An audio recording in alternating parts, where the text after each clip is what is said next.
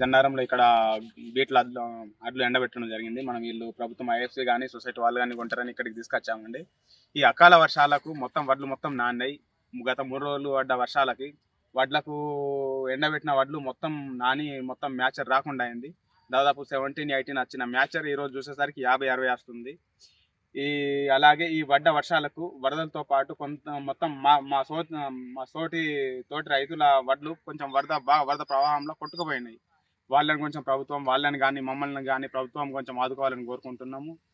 ఈ ప్రభుత్వం కూడా ఇప్పుడు కూడా ఈ మ్యాచర్ రావాలి 17 లేదా 18 మ్యాచర్ వస్తేనే కొంటాము, లేకపోతే కొనము, కొంచెం ఎండబెట్టాలి కొంచెం, లేకపోతే ఈ ఎంత మ్యాచర్ వచ్చినా మంచిది మేము కొంటాం కానీ కట్టింగ్ చేస్తాము.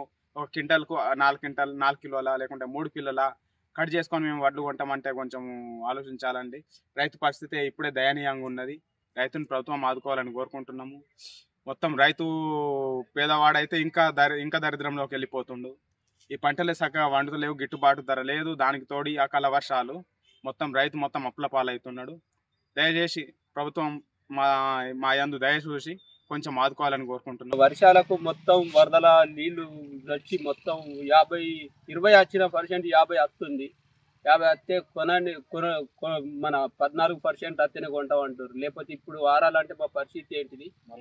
బాగా మొలకలు వచ్చినాయి, మొలకలు వచ్చి బాగా ఇబ్బందులు అవుతున్నాయి, వరదలు కొట్టుకపోతున్నాయి.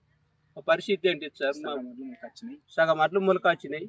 మరి ఒక 4-5 కిలోలు కట్ చేసుకొని అన్నా పెట్టచ్చు కదా. మా పరిస్థితి ఏంటిది? ఈడ ఎన్ని రోజులు మేము ఇట్లా నీళ్ళలో దేవుకుంటా బంద్ చేసుడు. ఇంతవరకు ఏమి లేకుండా ఇప్పుడు వచ్చి బీట్ల అడ్డు పోసినాం. మా గోస ఎండ పోతాన తర్ర పోతాన ఆన కొడుతుంది, అన్ని మట్టిపాలు అయిన అడ్లన్నీ. మా గోస మాత్రం పరిశాన్ ఉన్నది.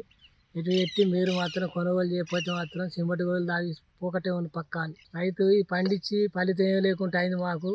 ఇప్పుడు రైతు అన్నది ఏమి లేదు, ఏం కనబడతలేదు. 4 నెలలు పంట పొలంలో చేసి సచ్చి పెట్టుబడి పెట్టి అన్ని చేసుకొచ్చినాం.